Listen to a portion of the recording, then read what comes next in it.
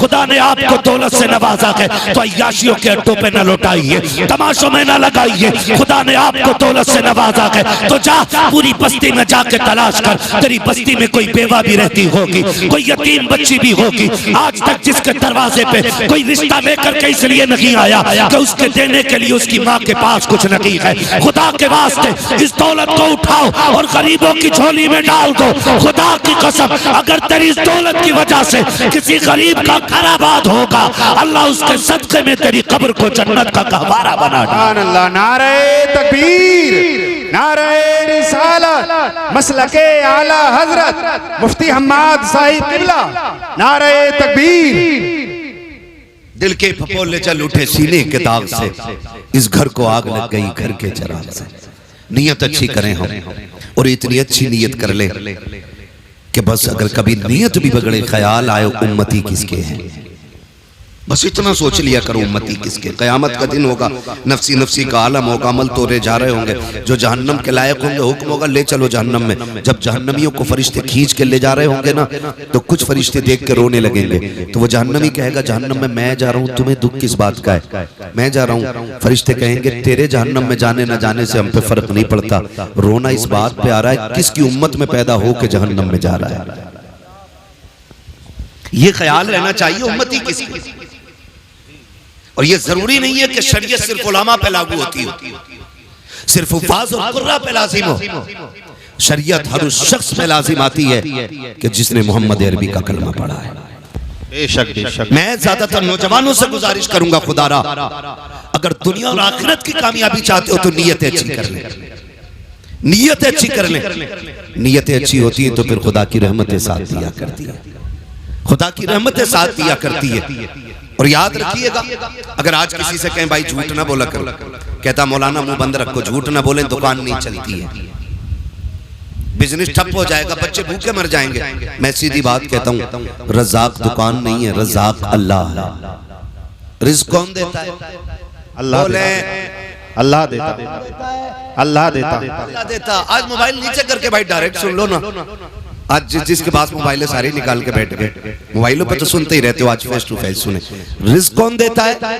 अल्लाह देता। सारे बोले कौन? अल्लाह देता। रिज़्क़ कौन देता है? अल्लाह देता। राज़िक़ कौन है? अल्लाह है। जिंदगी का मालिक कौन? अल्लाह है। मौत का मालिक कौन? अल्लाह है। रिज़्क़ का मालिक कौन? अल्लाह है। कौन फाके रखेगा, कौन पेट भर के खाएगा, ये फैसले करने वाला कौन?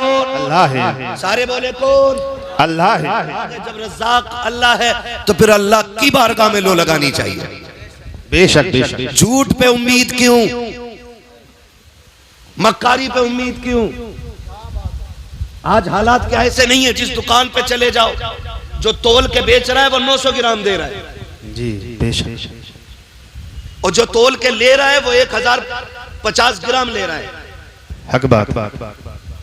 ये हमारे तराजू की कंडीशन है। नापने पे आ जाओ, अगर नाप के बेच रहे हैं तो 90 सेंटीमीटर, ले रहा है तो 10 सेंटीमीटर ज्यादा। बाट उठा के तोलने लग जाओ तो 1 किलो के बाट में 950 ग्राम। और अगर कोई अदद की बुनियाद पे बेच रहे, गलत नहीं कह रहा हूं, आमों का जमाना आने वाला है, आगे पीले पीले रखते हैं, पीछे काले पीले रखते हैं। आपने सामने से देखो बड़ा अच्छा आम है यार, ले ले, हाँ क्या रेट है? 80 रुपए किलो का दे, एक आगे से 3 नीचे से। अगर खरीदने वाले ना ऐसे नहीं दूंगा। कंडीशन ये कि नियतें बिगड़ गई। मुझे एक बात बताओ, मैं फिर खुल के ये बात कहना चाहता हूं, आज 1 बीघे में क्या क्विंटल अनाज हो रहा है? बोले 3 क्विंटल 4 क्विंटल तक गेहूं लोग ले रहे हैं। ये कंडीशन है आज। चावल किसानी से ताल्लुक रखने वाले लोग हैं, डर क्यों रहो? धान क्या क्विंटल बीघे तक का हो जाता है? 3 क्विंटल 4 क्विंटल 5 क्विंटल तक हाथ उठाए, शुक्र है किसी ने 10 का नहीं उठाया है, वरना लोग सारी पहुंच जाते। बीज का नाम हमें भी बताते, ठीक है ना? 4 क्विंटल तक आज फसल ले रहे हैं। एक दौर वो था कि 3 बीघे में 1 क्विंटल नहीं निकलता था। ये सफेद बालों वाले लोग बैठे ये बताएंगे कि जब 3 बीघे में 1 क्विंटल निकलता था तब किसी को फाके की शिकायत नहीं थी। किसी को तंगदस्ती का एहसास नहीं था। आज 4 क्विंटल बीघा निकल रहा है, जिससे भी मेरा दुआ करो हालात अच्छे नहीं है, दुआ करो हालात अच्छे नहीं है। आखिर हुआ क्या कि जब हमारी खेतियों के अंदर 1 क्विंटल 3 बीघे में होता था, हम सुकून से रहा करते थे। जब से 4 क्विंटल बीघा होने लगा के हमारे घरों से सुकून क्यों उजड़ता जा रहा है, हमें कोई सुकून क्यों नहीं मिल रहा है। खुदा के वास्ते कभी गौर करना, वो लोग गरीब जरूर होते थे लेकिन नीयत के सच्चे लोग होते थे। किसी के 1 रुपए नहीं लाखों रुपए पे नीयतें खराब नहीं करते थे। पहले का दौर इतना खूबसूरत था कि सोना भी बड़ा होता था तो किसी की नीयत खराब नहीं होती थी। आज कंडीशन ये है मस्जिद में 100 का नोट गिर जाए फिर ढूंढने पे नहीं मिला करता है। आज मस्जिदें सलामत नहीं है, उनके दरवाजे सलामत नहीं है। आज की कंडीशन ये है अगर कोई ठंडे पानी का इंतजाम कर दे, गिलास रखते हैं, हर दूसरे दिन गायब हो जाता है। मजबूरी के तहत जंजीर से बांध के रखना पड़ता है। मैं पूछना चाहता हूँ, हमने किस नबी का कलमा पढ़ा है? हम कौन सी कौम कहलाते हैं? हमारी मस्जिदों के दरवाजे महफूज नहीं है, हमारे समरसेबिल महफूज नहीं है, हमारे मस्जिद के दरवाजों पे रखे हुए फ्रिज महफूज नहीं है। फिर किस मुंह से कहते हैं हम जन्नती है? याद रखिएगा, जन्नत तेरे मेरे बाप की जागीर नहीं है। जन्नत उसे मिलेगी जिसे मुस्तफा अता करेंगे, और मुस्तफा उसे अता करेंगे जो मुस्तफा के तरीके पे जिएगा। इसलिए बरेली से आवाज आती है, आज ले उनकी पनाह, आज मदद मांग उनसे, कल न मानेंगे कयामत में अगर मांगे। वाह वाह, नारे तकबीर, नारे रिसालत, मसलके आला हजरत मुफ्ती हम्माद साहिब किबला, नारे तकबीर। वाह क्या बात है हजरत, बहुत खूब। इसलिए मेरे भाई नीयत अच्छी करें, नीयत अच्छी करें, अल्लाह बेहिसाब बरकत अता फरमाएगा। सबसे ज्यादा जरूरी है नीयत अच्छी करें। आज तो माफ कीजिएगा, खेत में भी जागा तो ऐसे मैंड काट रहे हैं कसम से पता ही नहीं चलता कटी किधर से। कुछ तो जादूगर होते, पानी दिया फटाक से गिर गई, खेत में पानी लगने की देर है मैंड गिर जाती। और क्या दिखाइए भाई हमने फावड़ा कहाँ मारा, अब बताओ कहाँ मारा। पता चला, मैंने एक बड़े जानकार बंदे से पूछा ये कैसे गिरती है, बताया ये नीचे नीचे से खाली कर लेते हैं। नीचे पानी दिया फट से गिर गई, वो फिर इतना बढ़ गया 4 अंगल खेत, फिर 4 अंगल खेत। इसमें बरकत, इसमें बरकत नहीं होगी, बोले सारे इसमें बरकत नहीं होगी, नहीं होगी और होगी ही नहीं। इसलिए कि बरकतें देने वाला अल्लाह है ना। अगर ये सोचते हो ना कि मैंड से बच्चे पलेंगे, मैंड से बच्चे पलेंगे, तो अल्लाह उन्हें भी रिस्क देता है जो पत्थर के अंदर होते हैं। बेशक कीड़ों को भी अल्लाह रिस्क अता फरमाता पत्थर के अंदर। सुभान, तो क्या हमें रोजी नहीं दे सकता? जी दे सकता है कि नहीं? दे सकता, वो रोजी हमें भी दे सकता है। नीयत अच्छी नहीं, और नीयत अच्छी हो तो खुदा की कसम फिर देखे इस्लाम आज भी आगे बढ़ता नजर आएगा। सिर्फ नीयत अच्छी होनी चाहिए, नीयत अच्छी होनी चाहिए। मैं फिर वो बात दोहराऊं कि दिल्ली की जामा मस्जिद का वाकया है ये। दिल्ली की जामा मस्जिद पे फकीर बैठा हुआ था। आज तो बड़ी पगड़ी वालों की नीयत अच्छी नहीं है, आज तो बड़े जुब्बा दस्तार वालों की नीयत अच्छी नहीं है ना। फकीर था, जामा मस्जिद की दिल्ली की सीढ़ियों पे बैठा था। अब चूंकि एक खूबसूरत जगह हमारे मुल्क में तारीखी जगह जामा मस्जिद भी है, ठीक है, यहाँ पे जितनी भी तारीखी मकामात हैं शुक्र है वो सारे मुसलमानों के हैं, सारे मुसलमानों के, क्योंकि हिंदुस्तान मुसलमानों का है, मुसलमान हिंदुस्तान के हैं। बेशक ये बात याद रखिएगा, हमें कभी कोई यहां से अलग नहीं कर सकता, यहां से अलग नहीं कर सकता, नहीं कर सकता है। ये जितनी भी मुश्किलें आ रही है ना, ये हमारे अपने ही चापलूस मुसलमानों की वजह से आ रही है। जी जो दलाल टाइप के मुसलमान है ना, उनकी वजह से आज उम्मत पे परेशानी आ रही है। बेशक, वरना डॉक्टर इकबाल ने कहा था टल न सकते थे अगर जंग में अड़ जाते थे, पैर शेरों के भी मैदान से उखड़ जाते थे, दश्त तो दश्त है दरिया भी न छोड़े हमने, बहरे जुल्मात में तोड़ा दिए घोड़े हमने।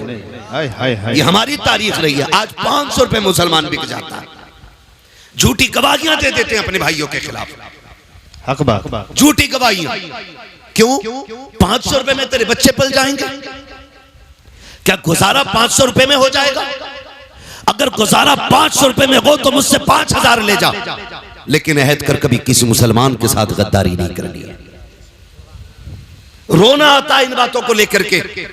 आज हम किस मकाम पे खड़े हैं? आज हमारे मज़ारों की कंडीशन ये है, डीजे डांस तमाशे सारे हो रहे हैं, उम्मत की बेटियों की आबरू लूटी जा रही है, लेकिन मज़ार के सज्जाद खान को गैरत नहीं आ रही है। उनको तमाशे चाहिए, उनको वहां पर कव्वालियां और ढोलक चाहिए। मैं पूछना चाहता हूँ, कव्वालियों के नाम पे पैसों में आग लगाने वालों, कितनी बेटियों को आज कॉलेज के आगे नकाब उतरवा करके उनकी बेआबरू, उनकी इज्जतों के सौदे हो गए। कितनी बेटियों को एग्जाम हॉल में नहीं जाने दिया जाता क्योंकि वो नकाब के अंदर है। कितनी बेटियों को स्कूल के दरवाजे से लौटा दिया गया क्योंकि वो गैरत वाली बेटी बन करके गई है। हमारी कौम के अंदर तमाशे देखने वाले भी हैं, कव्वालियों पर नाच देखने वाले भी हैं, लेकिन आज तक किसी को ख्याल नहीं आया है कि इन बेटियों की लुटती हुई आबरूओं को कैसे बचाया जाए, इनके पर्दों की हिफाजत कैसी की जाए। खुदा के वास्ते बंद करो ये तमाशे। जितने पैसे तमाशे पे लगाते हो उन पैसों को उठा करके बच्चियों के लिए किसी स्कूल का निर्माण करो, किसी कॉलेज का आप वजूद कायम करो, ताकि हमारी बेटियां गैर के दरवाजों की मोहताज ना रखें। ऐसे स्कूल बना दो कि जहां पढ़ने वाली भी गैरत वाली बेटी हो और पढ़ाने वाली भी मोहम्मद अरबी के दर की कनी।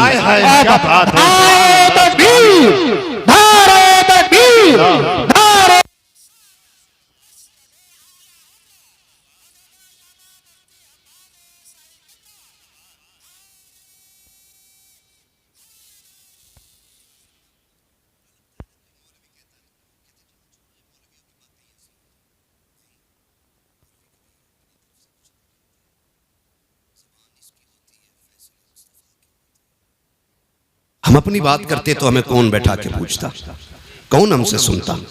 नहीं जी, अपने उलमा की आप कदर करें, कदर करें। क्या हमारी कौम में ये बेरा रवि नहीं? अल्लाह से ये साहब की उम्र में बेपनाह बरकत अता करे कि ये यहाँ उर्स के मौके पे जलसे करा रहे हैं। जितने लोग बैठे कम से कम इन तक दीन पहुंच तो रहा है ना, दीन पहुंच तो रहा है इन तक हुजूर का। कोई बात तो शायद किसी के सीने में असर करेगी। ओ भाई, हम नहीं चाहते आज के बाद किसी बेटी की फिर से आबरू लूटी जाए, फिर से किसी बेटी का नकाब उतरवाया जाए, फिर से किसी बेटी के दुपट्टे खुलवाए जाएं सर से। क्यों? क्योंकि हमारे अपने स्कूल नहीं है, हमारे अपने इदारे नहीं है। हमारी बेटियां गैर महफूज हैं। कभी ट्यूशन के नाम पे मारी गई, कभी तालीम की बुनियाद पर उनका इस्तेमाल किया गया। कब बदलेंगे हम? उर्स हम हल्के कर लेंगे, लेकिन अब बेटियों की इज्जत के साथ खिलवाड़ नहीं होने देंगे। ये हम सब अहद करें।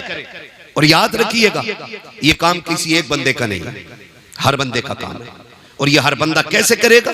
क्योंकि एक और भी भूख है हमारे अंदर कि साहब मैं बड़ा बन जाऊं, अध्यक्ष मैं रहूं, खजांची मैं रहूं, सेक्रेटरी मैं रहूं। कुछ नहीं, हम कुछ नहीं, हम सारे हुजूर के दीन के नौकर बने। यहां हमें कोई सिला नहीं चाहिए। और ये जुर्रतें, ये अखलाक हुजूर के सहाबा में था, हुजूर के सहाबा में था। कैसा अखलाक था आप जानते? कैसा अखलाक था? जब हज़रत उमर फारूक आजम ने बैतुल मुक़द्दस फतेह किया तो आप गुलाम के साथ जा रहे हैं और आपने बारी मुकर्रर की हुई है कि इतनी देर तू बैठेगा और फिर इतनी देर मैं बैठूंगा। सफर करते करते करते करते जब करीब आ गए ना, तो गुलाम ने कहा हुजूर अब दुश्मनों के करीब हैं हम लोग, बारी मेरी है लेकिन आप बैठ जाएं ताकि लोगों को पता चले कि इस्लाम का बादशाह आ रहा है, इस्लाम का खलीफा आ रहा है। हजरत उमर ने कहा चुप हो जा। फरमाने लगे इज्जतें खिलाफतें ऊंची कुर्सियों में नहीं है, इज्जतें अल्लाह ने मोहम्मद अरबी की गुलामी में रखी हुई है। तो हम ये क्यों कहते हैं यार कि भाई मैं सेक्रेटरी बनूं, मैं सदर बनूं, तब हम कौम के लिए कोई कॉलेज कोई स्कूल बनाएंगे? नहीं, आपकी इलाके में आपकी बस्ती में जो सबसे बड़ा आलिम है, ये जिम्मेदारी उसकी लगा दे।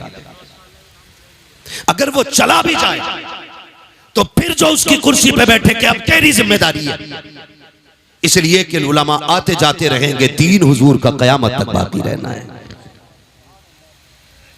आप तालीम का इंतजाम करें।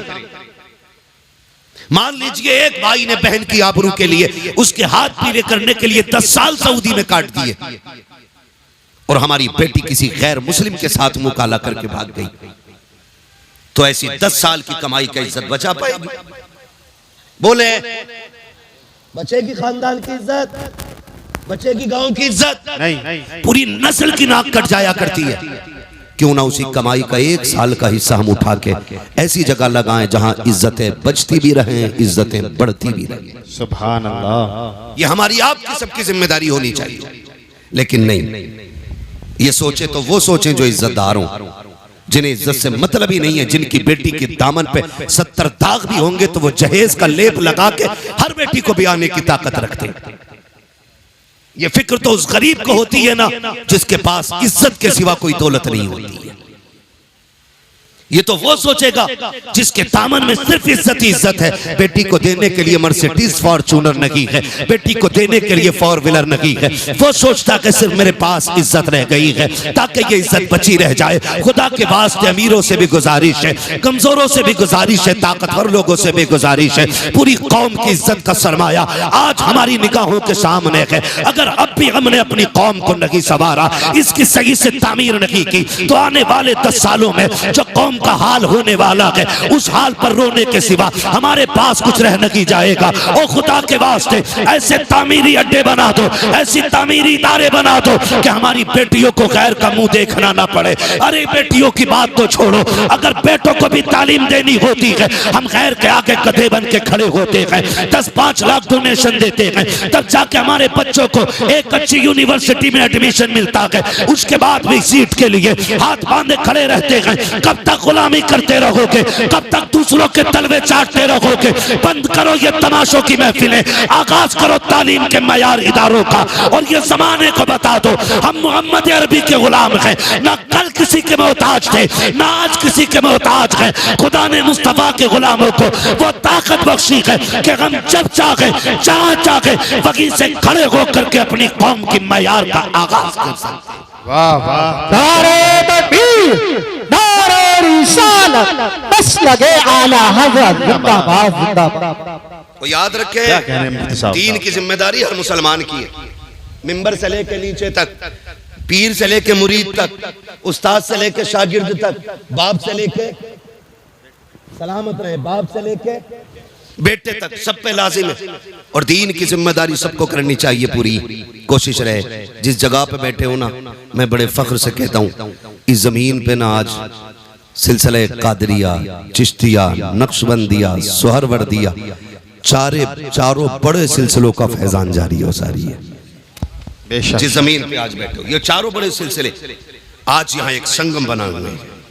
यहाँ पे कादरी सिलसिले का फैजान भी है, यहाँ नक्शबंदी का भी है, सोहरवर्दी का भी है, सिलसिले चिश्तिया का भी है, चारों सिलसिलों का फैजान जारी है। मैं आपसे एक बात कहूँ, आप अगर तारीख पढ़े ना, तारीख में बहुत बड़ा नाम सरकार मुजद्दिद अल-फैसानी का नाम है जी। समझ रहे मेरी बात जी? मुझे बात याद आ गई तो कह रहा हूँ, दीन की जिम्मेदारी हर बंदे की है। कौन? मुजद्दिद अल-फैसानी। जब अकबर जैसा मनहूस बंदा खड़े होकर के दीन इलाही की बुनियाद डालता है। और याद रखिएगा, दुनिया को बता दो और आप भी ईमान मजबूत कर लें कि ये इस्लाम है, लावारिस नहीं है। जब जरूरत पड़ेगी अल्लाह फिर से कोई सलाहुद्दीन अय्यूबी पैदा फरमाएगा, फिर से इसी इस्लाम के अंदर मुजद्दिद अल-फैसानी आएगा। आप देखना ये दीन लावारिस नहीं रहना है, इस दीन पे मुस्तफा का बड़ा खास करम है। समझ रहे ना मेरी बात? तवज्जो है सारे लोगों की। पढ़े मुजद्दिद अल-फैसानी को। अकबर ने दीन इलाही की बुनियाद रखी, माज़ अल्लाह उसने जो रस्में पैदा कर दी थी, हद तो ये हो गई थी कि लफ्ज़ मोहम्मद नाम रखने पे पाबंदी लग गई थी। मोहम्मद नाम रखने तक पे पाबंदी लग गई थी। बहुत सारी बातें हैं, अगर फर्दन फर्दन जिक्र करूं बड़ा वक्त लगेगा। उस पुरफतन दौर में अल्लाह ने मुजद्दिद अल-फैसानी को पैदा फरमाया। जब किसी में जरूरत नहीं थी अकबर की आंखों में आंखें डालने की, तब मुजद्दिद अल-फैसानी ने आंखों में आंखें डाल के कहा था, खबरदार अपना मनहूस नजरिया उठा ले, इस जमीन के ऊपर अगर लगेगा तो मोहम्मद अरबी का दीन बाकी रहेगा। मोहम्मद अरबी का दीन बाकी रहेगा। ये मुजद्दिद अल-फैसानी नजरिया पेश किया। और जब आपने ये सख्ती पेश की, ये सख्ती पेश की मुजद्दिद अल-फैसानी ने, अकबर से कहा तेरा नहीं यहाँ हुजूर का दीन बाकी रहना। और फिर दुनिया ने देखा, अकबर गया, जहांगीर आया, अल्लाह अकबर, फिर वही नजरिए और वो उसको बढ़ाना चाहता था।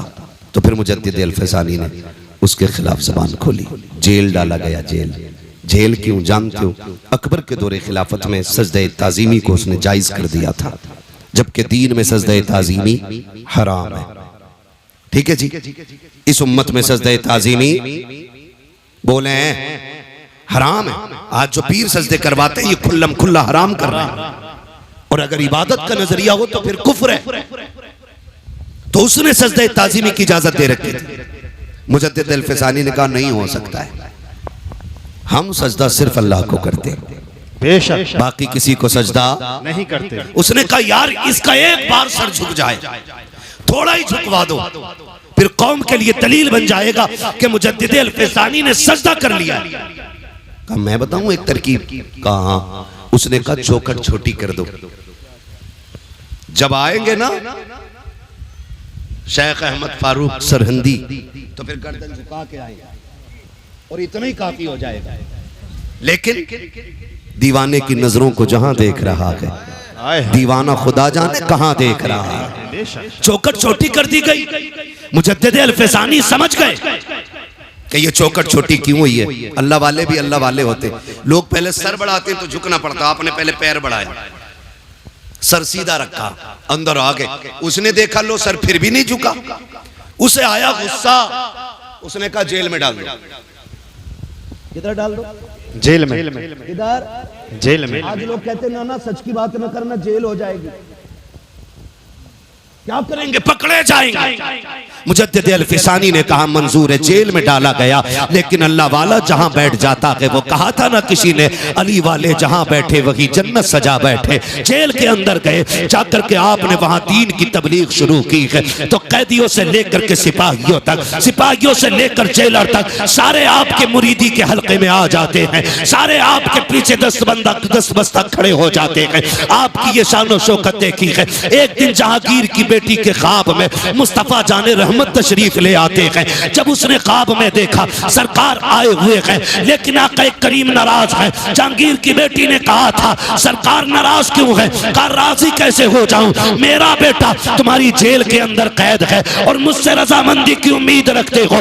उसने बेटी ने उठ के सुबह बाप से कहा बादशाह वक्त सुन ले, रात मैंने मुस्तफा को ख्वाब में देखा है, आका का चेहरा उतरा हुआ था, सरकार गुस्से में थे और कह रहे थे मेरे बेटे को कैद में डाला है, इसलिए मैं तुमसे नाराज हूं। का खैरियत चाहते हो तो जल्दी से उसको कैद से आजाद किया जाए। जब ये खबर बादशाह ने हजरत मुजद्दिद अल-फिसानी को पहुंचाई कि हम तुम्हें आजाद करना चाहते हैं, बाहर निकल आओ। अब अल्लाह वाले भी अल्लाह वाले होते हैं। आज के कैदी को खबर मिल जाए कि तुम आजाद कर दिए गए हो, कूदता हुआ दौड़ता है, फटाफट भागता है कि लो जी आजादी मिल गई है। मगर वाखरे मेरे मुजद्दिद, तेरे हौसले को सलाम, तेरी अज़मत और रिफत को सलाम। बादशाह के वक्त कह रहा है तुम्हें आजाद कर दिया गया है, लेकिन मुजद्दिद अल-फिसानी ने कहा था ना ना ना ना मुझे आजादी नहीं चाहिए। कहा फिर? कहा मेरी कुछ शर्तें हैं। कहा कौन सी शर्तें हैं? कहा पहली शर्त तो ये है कि जितने लोगों को तुमने हक बोलने की बुनियाद पे जेल में डाला है,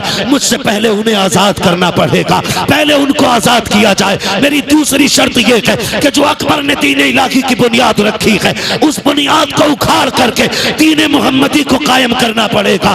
बादशाह परेशान हो गया। उसने कहा इसके अलावा कहा ये शर्तें पूरी करो तब मुझे आजादी चाहिए, वरना मैं नहीं आ सकता। उधर जहांगीर के सामने मुस्तफा का चेहरा भी था, इधर बादशाह के वक्त के सामने मुजद्दिद अल-फिसानी की शर्तें थी। उसको झुकना पड़ा और ये कहना पड़ा, बादशाह ने कहा था ओ मोहम्मद अरबी के गुलाम आजा, कुर्सी तो मेरी है लेकिन हुकूमत आज से इस जमीन पे तेरी चलाई जाए। सुभान, नारे तकबीर, नारे तकबीर, नारे रिसालत, नारे रिसालत, उर्से मुक़द्दस, नारे तकबीर। सारे बंदों पे जिम्मेदारियां हैं दीन की, सारे अपनी जिम्मेदारी समझे। जहां जितना जिसका काम पड़ जाए और जितना हुजूर के दीन के काम कोई आ जाए, बस उतना ही अपने आप को खुश नसीब समझे। ये नहीं है कि आप हज करके आ रहे हो, 3 हज करिए, कह रहे अल्लाह का शुक्र है मौलाना इस साल में 6 उम्रे करें, 6 नहीं 8 कर ले। लेकिन अगर तेरे पड़ोस में कोई गरीब भूखा सो रहा है तो बता तेरे उम्रों का क्या बनेगा? मुझे बताना, अगर तेरे पड़ोस में कोई यतीम बच्ची गुर्बत की बुनियाद पे जिसके बाल सफेद हो गए, तो अल्लाह क़यामत में तेरी उम्रों पे तुझे जन्नत का टिकट देगा। तुझसे पूछा नहीं जाएगा तेरे पड़ोस में एक बच्ची बूढ़ी हो गई थी, बाप नहीं था, यतीम थी, तो बताओ हिसाब कैसे बनना है? इन वलियों के आस्थाने पे आने का फायदा यह है कि हम इनकी जिंदगी को अपनी जिंदगी के साथ मिला करके देखें कि हमारी जिंदगी में और इनकी जिंदगी में कितना बड़ा फर्क है। मज़ार सबके नहीं बनते, मज़ार उनके बना करते हैं जो रब रसूल के मोहब्बत में दुनिया से बेपरवाह हो जाते हैं, जो अल्लाह और उसके रसूल के हो जाते हैं। मज़ार उनके बना करते हैं, मज़ार उनके बना करते हैं। नौजवान मेरे सामने बैठे हैं, गुजारिश है मेरी आपसे, रवैये अच्छे कर लें, हुजूर के दीन की मदद करें और जितना जिससे हो सके हुजूर के दीन के साथ खड़ा हो। ये आज की सबसे बड़ी ज़रूरत है। और आखिरी बात कह दूं, अपनी सफ़ों में मोहब्बतें पैदा करो, झगड़ों से निकलो, इत्तेफाक पैदा करो। ये जो मेड़े काट काट के लड़ाइयाँ मार रखी हैं ना, ये जो बीगे और बीसों के झगड़े बंद कर दो। आज तक कभी किसी का भला पूरा नहीं हुआ है। बेशक 100 बीघे वाला भी गज भर कब्र में लेटा है, 2 बीघे वाला भी लेटा है। बता, अगर तूने 2 बीघा 4 बीघे किसी की मार के अगर जमीन बढ़ा भी ली तो तेरी कब्र में कौन सा अलग से तख्ता लगेगा? अगर जमीन की कसरत कब्र के रुतबे बुलंद करती तो मैं भी कहता 2-4 बीघे मेरे लिए भी हड़प लेना। लेकिन नहीं जानते हुए नाम वर्बे निशां कैसे कैसे, जमी खा गई आसमां कैसे कैसे, बड़े बड़े कब्रिस्तान में लेटे। अगर ये नशा ना उतरता हो ना दौलत का तो कभी कब्रें जाके देखो टूटी पड़ी है। फाथा तो बड़ी बात है, कोई मिट्टी डालने तक नहीं आ रहा है। कई कब्रों के तख्ते दिख रहे और कई कब्रों में हड्डियां नजर आती हैं। कभी कब्रिस्तान जाओ, क्या वो हमारी तरह नहीं थे? क्या उनके जमीन पे घर नहीं थे? क्या वो जायदादों के वारिस नहीं थे? क्या उनके पास जमीन और पैसे नहीं थे? सब था, लेकिन कब तक? जब तक सांस नहीं रुकी है। जिस दिन सांसों की माला टूटी और सांसें मोती बन के हवा में बिखर गई ना, समझ लेना फिर उसके बाद कुछ नहीं रह जाएगा। खाली हाथ आए थे, खाली हाथ जाएंगे, खाली हाथ जाएंगे। जाना है तो फिर नियत ये करो, दौलत भले कम हो लेकिन नेकी ज्यादा होनी चाहिए। करेंगे इंशाल्लाह। दौलत भले कम हो लेकिन नेकी ज्यादा रखिएगा। और अपनी कोशिश ये करें कि मुआशरे को बेहतर करें, बहन बेटियों को पर्दा सिखाएं, मुस्तफ़ा की शरीयत की पाबंदी सिखाएं। फरमाया गया या अय्युहल्लज़ीना आमनु उदखुलू फ़िस्सिल्मि काफ़ा, ऐ ईमान वालों पूरे पूरे इस्लाम में दाखिल हो जाओ। हमारा ज़ाहिर और बातिन इस्लाम जैसा होना चाहिए, मोहम्मद अरबी के जैसा होना चाहिए। तुम नहीं जानते हो, कुरान कहता है लतुसअलुन्ना यौमइज़िन अनिन नईम, क़यामत के दिन एक एक नेकी के बारे में पूछा जाएगा। चल मैंने तुझे गाड़ी दी थी, बता इसका काम दीन में कितना लगाया तूने। मैंने तुझे साइकिल दी थी, इससे दीन का कितना काम किया तूने। मैंने तुझे बंगला दिया था, मैंने तुझे इमारतें दी थी, मैंने तुझे करोड़पति बनाया था, बता क्या किया तूने दीन के लिए। फिर हिसाब लगाना है, कितना पैसा तमाशे पे लगा के आए, कितना पैसा ढोल धमाकों पे लगा के आए, कितना पैसा रफ्ते कुरान के लिए लगाया गया, कितना पैसा दीन के लिए लगाया गया। एक एक रत्ती रत्ती का हिसाब होना है। सारे फिर तैयारी करें अपनी अपनी। और इन बुजुर्गों से चूंकि हमारे पुराने रिश्ते रहे हैं, इसलिए कि अल्लाह ने वली अहले सुन्नत में पैदा किए गए और अहले सुन्नत ही के अंदर अल्लाह ने अल्लाह वाले अता किए गए। ये याद रखिएगा, इनसे हमें जुड़े रहना है और जुड़ने के साथ साथ इनकी जिंदगी पे फोकस करना है कि ये वली कैसे बने। क्या बेटे की शादी पे डीजे बजवाया था या बारात को खड़े होकर खाने खिलवाते थे? ये इनके मजार से आवाज आएगी बकलूल, विलायत डांस करने से नहीं मिलती है, विलायत रब को रात को रब की बारगाह में मुसल्ले पे खड़े होकर आंसू बहाने से मिला करती है। दिन में रोजे रखने से विलायत मिलती है, कुरान पढ़ने से विलायत मिलती है। ये सारी चीजें वो तब अल्लाह वली बनाया करता है। तो इसलिए मेरी गुजारिश है, बुजुर्गों की जिंदगी को अपनाओ, कुरान के करीब हो जाओ, मस्जिदों के करीब हो जाओ, मुसल्ले बिछाने के आदी हो जाओ, रब को रो के दिखाने के आदी हो जाओ। वक्त कट गया है, मौतें हो रही, अब तो होलसेल में हो रही हैं। पहले इक्का दुक्का होती थी, अब थोक में हो रही है। पूरी पूरी गाड़ी साफ हो जा रही है। हाँ, बारात से लौट के आ रही थी गाड़ी, 9 मरे उसके अंदर। क्या है ये? क्या है? किसी बुजुर्ग से कहा था नसीहत फरमा दे, उन्होंने कहा था चल तुझे क्या नसीहत करे। कहा कभी जनाजे देखे? कहा हाँ। कहा जिसे जनाजों से नसीहत हासिल नहीं हो सकी उसे तकरीरों से क्या नसीहत मिल सकती है। जनाजे देखकर नसीहत हासिल करें। एक दिन हमें भी आना है, कह रहा जल्दी लेके चलो, मर गए फला साहब, जल्दी लेके चलो। इसे तू नहीं लेके जा रहा, ये तुझे लेके जा रहा है कब्रिस्तान। इसे तुम नहीं लेके जा रहे हो, ये तुम्हें लेके जा रहा है और ये तुम्हें दिखा रहा है, देखो आज मैं आया हूं, कल तुम्हें यहां आके लेटना है। एक बल्ब कमरे का फ्यूज हो जाए तो जब तक लाइट का इंतजाम नहीं कर लेता घुसता नहीं कमरे के अंदर। वो कब्र वो ठिकाना जहां कोई कुमकुमा भी नहीं है, एक चिराग भी नहीं है, फिर अंधेरा होगा ना। डर क्यों रे, बोलो ना, अंधेरे का घर है ना, फिर चिराग जलाया हमने। तैयारी की कोई? क्या तैयारी की? जो होगा देखा जाएगा। मौलवियों की बातें ऐसी रहती हैं, मस्जिद से निकल के कह रहा सब ठीक है लेकिन इमाम साहब का पैर हिल गया था, इमाम साहब की किरात सही नहीं है, मजा नहीं आ रहा, मजा। ये मस्जिद से निकल के कह रहा, जिसे बिस्मिल्लाह याद नहीं वो इमाम की किरात को गलत कह रहा। हाँ, और मालूम है ये क्या क्यों हो रहा है? मजा मजा नहीं आ रहा। इसके बेटे की फाता में इमाम साहब लेट हो गए, इसलिए झगड़ा निकाल के कह रहा है नहीं नहीं इमाम साहब की किरात अच्छी नहीं है। अगर इससे पकड़ के पूछ लो ना दुआए कुनूत सुना तो कह रहा पता नहीं जी दुआए कुनूत होती क्या है। अगर इससे पूछो ना उम्मत किसकी है तो कह रहा भूरों के मोहल्ले में रह रहा हूं, इसे उम्मत तक की तमीज नहीं है। उलमा पे उंगलियां उठाने वालों, हाथ जोड़ के तुमसे कहता हूं खुदारा अपने उलमा का एहतराम करना, अपने इम्मा के खिलाफ मत जाना। जो कौम अपने रहनुमा के खिलाफ जाया करती है उसकी दुनिया भी बर्बाद कर दी जाती है, आखिरत भी बर्बाद कर दी जाती है। कह रहा तैयारी पूरी है, जो होगा देखा जाएगा। कब्र के सवाल जानते हो कितने सवाल होने कब्र में? कितने? इनकी उंगली देख के ना बताओ, हो सकता है मैं इनके इशारे से इत्तेफाक ना रखता हूं। कितने सवाल होने? 3 होने।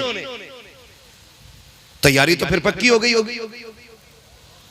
हाँ बहुत अच्छे। कह रहा मौलाना हम यहाँ उर्दू बोलते हैं, कब्र में अरबी कैसे बोलेंगे? तो मैंने कहा यहीं सीख ले मेरे भाई, अल्लाह की तौफीक से। अल्लाह जब आसानी फरमाएगा तो सब समझने लग जाएंगे, सब समझने। मगर बहरहाल तैयारी भी करनी है, तैयारी भी करनी है।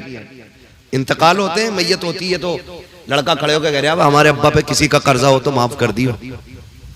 और लड़के को भी बता 3 बीघे हमारे अब्बा नीरी बेईमानी की जोत रहे। हाँ पता होता लड़के को अब्बा बेईमानी की जोत रहे। और कह के गए थे इसके कागज दबा के रखना। और रस्मन कह रहा अब्बा ने किसी का लिया हो तो दे दियो, माफ कर दियो। पहले कह भाई मेरे अब्बा पे 3 बीघे बेईमानी की थी, वो ले लो नहीं चल के। उससे कहते तो कह रहा वो तो अब्बा ने तो बेईमानी करी थी, मैंने थोड़ी करी, हिसाब अब्बा देंगे, मैं क्यों दूं? ये कंडीशन हमारे बाप से मोहब्बत की है हमारी। कब्र पे खड़े हो कह रहा किसी का हक मारा हो तो माफ कर देना। तुम्हें पता है आज तुम्हारी माफी से कुछ नहीं होने वाला है। आज तुम जितने चाहो हाथ जोड़ लो, अब किताब बंद हो गई है, अब इसका रजिस्टर बंद किया जा चुका है। अब तेरी माफी से क्या होने वाला है? ये फिक्र तो मरने वाले को मरने से पहले होनी चाहिए थी। आज बेटा खड़े होकर कह रहा मेरे बाप ने किसी का दिल दुखाया हो तो मेरे बाप की तरफ से मैं माफी मांग रहा हूँ।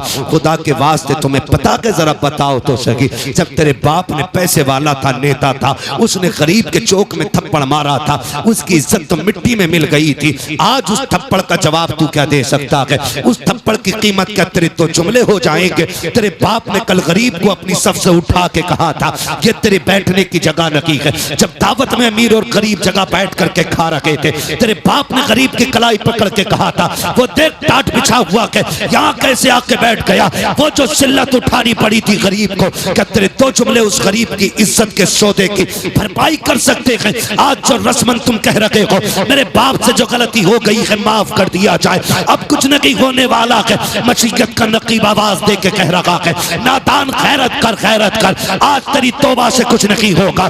इसको जीते जी गरीब से माफी मांगनी थी, इसको जीते जी गरीब को राजी करना था, जिस कमजोर को इसने सताया था उससे माफी मांगनी थी। अब माफी के दरवाजे बंद हैं, अब आ रहा है कब्र में, अब एक लम्हे का हिसाब लिया दिया जाएगा, एक एक थप्पड़ का बदला लिया जाएगा। इसके सितम से जो गरीब रोया था, एक एक आंसू का बदला लिया जाएगा। मालिक बता तो सकी, कभी इसको जन्नत दी जाएगी। तब मसीयत का नकीब कहेगा इसको ताकत पे भरोसा था, लेकिन गरीब को खुदा पे भरोसा था। गरीब आज के दिन सब्र कर रहा था कि कभी मैं भी कब्र जाऊंगा, अपने रब से इसकी शिकायत करूंगा। अब मैं गरीब के करीब हो गया हूँ, गरीब मेरे करीब हो गया कि अब तेरी माफी से नहीं, बल्कि उस वक्त तक इसे जन्नत नहीं दूंगा जब तक एक एक आंसू का बदला नहीं दिला दूंगा। इसलिए खुदा के वास्ते कब्र पे खड़े होकर के माफी से कुछ नहीं होने वाला है। अगर भलाई चाहते हो, जीते जी माफी मांग लो, ताकि अल्लाह तुम्हारी कब्र को जन्नत की क्यारी बना दे। नारे तकबीर, नारे रिसालत, नारे वंशियत और से मुकद्दस हज़रत अल्लामा मुफ्ती हमाद साहिब मुरादाबादी जिंदाबाद। वजह है, सारे लोग करेंगे इंशाल्लाह जीते जी। एक बात में हम बहनें भी बैठी हुई हैं, थोड़ी सी सुन लें। मैयत का वक्त आता ना, मरने के बाद मरौए के कपड़े खसोट लेती हैं। हाय जी माफ कर जाओ, मरने के बाद उसके कपड़े फाड़ रही हैं। जो गलती हो गई माफ कर दो मेरी बहन मेरी बेटी, अब तो वो मर चुका है। अब जितना चीखना चाहे चीख ले, कुछ नहीं होने वाला है। काश ये माफी तूने उसकी जिंदगी में मांग ली होती। शोहर से मरने के बाद माफी औरतें पकड़ के लाती हैं, पैर चूम ले। जिसने जिंदगी में कभी शोहर के हाथ नहीं चूमे, मरने के बाद पैर चूम रही। दम निकलने के बाद कह रही है माफ कर दिया जाए। मेरी बहन बेटी सुन, तू कितनी शर्फ वाली है तू जाने या खुदा जाने, लेकिन कायनात में एक बहुत बड़ी शर्फ वाली जात को सैयदा कायनात खातून जन्नत फातिमा ज़हरा कहा जाता है। मेरी बेटियों, अपनी जिंदगी को जरा देखें और खातून जन्नत की जिंदगी को देखें। खातून जन्नत की वो जात है जिसने शोहर से पूरी जिंदगी कभी ऐसा सवाल नहीं किया जिसको लेकर के शोहर परेशान हो जाता। बेशक जब सैयदा कायनात के विसाल का वक्त आया ना, तो कहती अली दो बातें सुन ले। हजरत अली ने कहा था क्या बात है? झोली फैला के कहा था अली आज फातिमा कुछ मांगना चाहती है। तब मौलाए कायनात ने कहा था खातून आज तक कुछ मांगा नहीं, मांग। झोली फैला के कहती अली कोई गलती हो गई हो तो माफ कर दिया जाए। ये जुमले खातून के थे, जौजा के थे हजरत अली के, और आंसू हजरत अली के निकल आए। आप कहते हैं कैसी बात कर रही हो, जितने साल मेरे साथ गुजारे कभी शिकवा जबान पे नहीं आया, आज तक कोई दुख नहीं पहुंचा मुझे, किस चीज की माफी मांग रही हो? तो खातून जन्नत ने कहा अली हो सकता है कभी तुमने मुझे खाना बनाने का हुक्म दिया हो, मुझे बनाने में देर हो गई हो। कभी तुमने कपड़े उतार के धुलने को कहा और मुझे धुलने में देर हो गई हो। अली हो सकता है कोई काम का तुमने हुक्म दिया हो और मुझे करने में देर हो गई है, इसलिए अली आज मैं उसकी माफी चाहती हूँ। हजरत अली रो देते, कहते फातिमा तू माफी ना मांग, आज अली को माफ कर जा। कहा फातिमा आप मेरे शौहर हैं, मेरे सरताज हैं, मुझे शर्मिंदा ना करें। कहा क्यों? मुझे डर लग रहा है कहीं ऐसा ना हो मुस्तफ़ा खड़े हो और खदीजतुल कुबरा भी हो और फातिमा तुम भी हो, कहीं ऐसा ना हो हुजूर मुझसे पकड़ के कहे मेरी बेटी फातिमा पूरी जिंदगी तेरे घर पेट भर के खाना ना खा सकी। अगर ये बात हुजूर ने कहती तो मैं क्या जवाब दूंगा? फातिमा तू बता, तू भी मुझसे राजी है कि नहीं?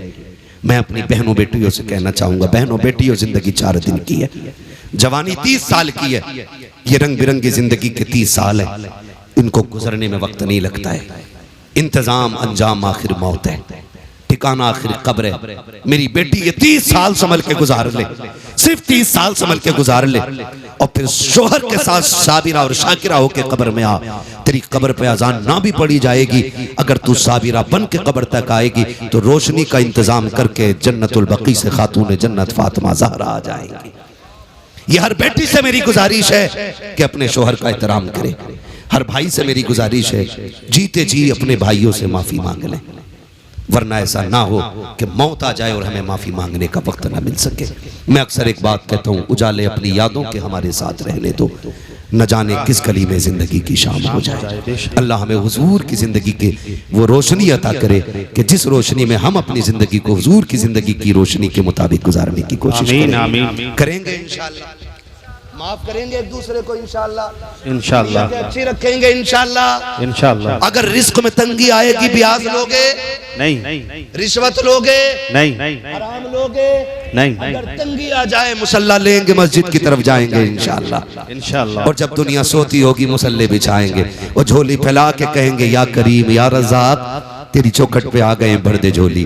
खुदा की कसम एक बार मांगोगे अल्लाह 7 पुश्तों के रिज़्क़ का इंतज़ाम। सुभान अल्लाह, बेशक। फरमाया गया या अय्युहल्लज़ीना आमनु उदखुलू फिस्सिल्मि काफ़ा, ईमान वालों पूरे पूरे इस्लाम में दाखिल हो जाओ। अल्लाह हमारी नस्लों को मसलक के आला हज़रत की रोशनी में ज़िंदगी गुजारने की तौफीक अता फरमाए और हमें हमारे बुजुर्गों के फयूज़ व बरक़ात से माला माल फरमाए। हम अपने मज़ारों पर इसी तरह उर्स करें कि महफिलें इनकी हों, तज़किरे मदीने वाले मुस्तफ़ा के होने चाहिए। ऐसी ही खूबसूरत महफिलें सजाएं और जो लोग भी ऐसी महफिलों में जाते हैं जहाँ पे तमाशे हों, ढोलक हों, वो रातें बर्बाद करके आते हैं, ज़िंदगी तबाह करके आते हैं। अल्लाह हमारे नौजवानों को अक्ल सलीम अता फरमाए और हमारे मज़ारों के सज्जादगान को इसी तरह की समझ और इसी तरह की सूझबूझ अता करे कि उनके मज़ारों पे दुनिया भी तमाशे नहीं, मदीने वाले के जिक्र की महफिलें सजती रहें। बस जो हुए अगलात उनको माफ़ फरमाए रब्बे कायनात। जिंदगी ने मेरी और आपकी आज मुलाकात हो रही है। मेरी आपसे गुजारिश है कि जितनी देर भी सुने मोहब्बतों के साथ सुने और जो थोड़ी बहुत अफरा तफरी मुझे महसूस हो रही है अगर ये ख़त्म हो जाए तो बेहतर हो। जरूरी नहीं है कि मैं अगर लास्ट में बैठा हूं तो फजर तक मैं बोलूंगा। नूर मोहम्मद पानी लिए पानी। ये भैया गाड़ी पर्दे में मोटरसाइकिल कोई अपनी छोड़ गए हैं और दूसरों की ले गए हैं तो अपनी गाड़ी चेक करना देखना। यानी यूपी 21 सी वाई 9549 ये गाड़ी छोड़ गए। ये गायब है, ये गायब है। अच्छा ये यूपी 21 CU 9549 ले गए और 21 DB 3892 ये ले गए। तो ये आल्टी पल्टी हो गई भैया। अपनी गाड़ी के नंबर चेक कर लो और अपनी ले जाओ, वो पहुंचा दो अगर मेरी आवाज सुन रहे हो तो। 9549 जो छोड़ के गए हैं 3992 लेके गए हैं। ठीक है चलो।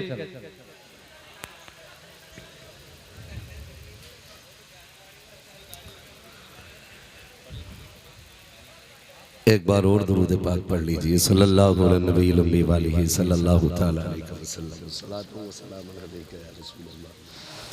सल्लल्लाहु तआला अलैहि वसल्लम। खैरियत है आप लोग? खैरियत हैं? अल्लाह सबको खैरियत से रखे और सलामत रखे। मैं मुबारकबाद पेश करता हूँ तमाम ही मिंबरान कमेटी को और बानियान उर्स को कि जिन्होंने उर्स के मुक़द्दस मौके पे अल्लाह और उसके रसूल के ज़िक्र की महफिल सजाई है। जबकि इस दौर में अक्सर मज़ार और सज्जादगान और उर्स वालों ने कौम और मजहब का बेड़ा गर्क कर रखा है। कभी उर्सों के नाम पे कव्वालियां, कभी मुकाबले, कभी मुशायरों के नाम पे गुंडागर्दियां। इन सब चीजों को देख करके गैर हम पे हंसते हैं और लोग ये कहते हैं कि ये मसलक आला हजरत है। याद रखिएगा, जिस तरह मुतल्लका औरत से मर्द का कोई ताल्लुक नहीं होता, वैसे ही इस तरह के बिगड़े हुए लोगों से मसलक आला हजरत का कोई ताल्लुक नहीं है। इसलिए कि मसलक आला हजरत ना तो गुंडागर्दी को आम करता है, ना बेहूदगी और बदतमीजी की इजाजत देता है। मसलक आला हजरत अगर आप दो लफ्जों में समझना चाहें तो मसलक आला हजरत ये है कि उन्हें जाना, उन्हें माना, न रखा गैर से काम, लिल्लाहिल हम्द में दुनिया से मुसलमान बने। सुभान अल्लाह, सुभान अल्लाह, बेशक। मैं मुबारकबाद पेश करता हूँ तमाम अराकीन कमेटी और हुजूर के इन तमाम दीवानों को जो रब रसूल की महफिल में आकर के बैठ गए और दुनिया को बता दिया कि वो नौजवान और होते हैं जो डांस और तमाशों में इकट्ठे होते हैं, और जो महफिल में आके बैठते हैं वो हुजूर के गुलाम और हुआ करते हैं। खुदा सलामत रखे हुजूर साहिब सज्जादा को कि जिन्होंने दुनियावी रसूम। चचा बूरा के लड्डू नहीं है जो बह जाएंगे, बैठे रहो, थोड़ी देर अगर भीगने की ताकत रहेगी तो बात कर ली जाएगी।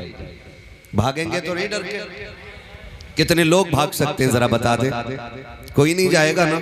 जरा कह दे या रसूल अल्लाह, या रसूल अल्लाह। हाँ माशाल्लाह, अभी तक सुभान अल्लाह या रसूल अल्लाह कहने की वजह से कोई मरा नहीं है, कभी डर की वजह से आहिस्ता कह रहे हो। और बारिश अगर होने लग जाए तो समझ लो महफिल कबूल होने लग गई।